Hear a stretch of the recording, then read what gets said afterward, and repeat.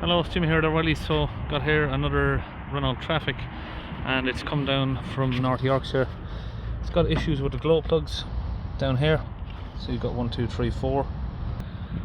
Now the biggest issue that we've got is the wiring harness is damaged, and if you look here, these are the glow plugs. So 1, 2, you can see those were changed sometime in the past.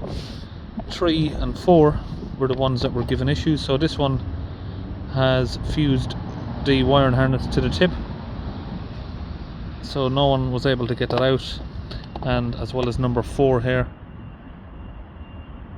you can see where someone's tried to get it out, but they rounded off the tip of the head there of the where the bolt grips. And just get it over here where you can see it a bit clearer. Sorry. So what someone's done is they've changed 2 of the glow plugs, and they've not changed number 3 and 4 because obviously they were a little bit seized in, but obviously we've managed to get them out there, 3 and 4. Now we just need to do some sort of repair on the wiring harness. Of course it's going to need a new one really, but if we can just get a repair done on it so it's at least working for the day and he can drive home with it. Okay, so I've managed to get this off using a pair of vice grips. I'm going to need to try and do some sort of temporary repair on this. I'm thinking try and get it onto the new glow plug, crimp it down. Of course there's going to be heat in this, but I don't know if some heat shrink would hold it in place for the time being until a new harness could maybe be ordered. Okay, so what I've done here is I've used a soldering iron here just to solder up the joint on that. Now I've just got some heat shrink over it. We're going to get that heated up. Just hold it away a bit here, get that done.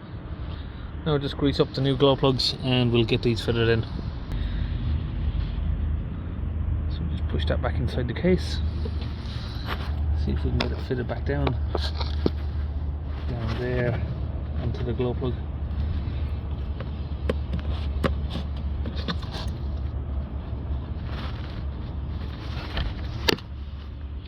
So now I've got those glow plugs in. Wasn't gonna make a video on it, that's why I never started from the beginning, but just because they were seized I just thought it'd be good to talk about.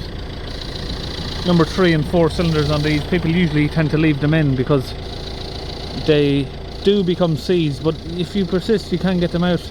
Now I'm just finishing off with cleaning out the DPF and the upstream pressure hose here on this, and that will be it. So see you on the next video.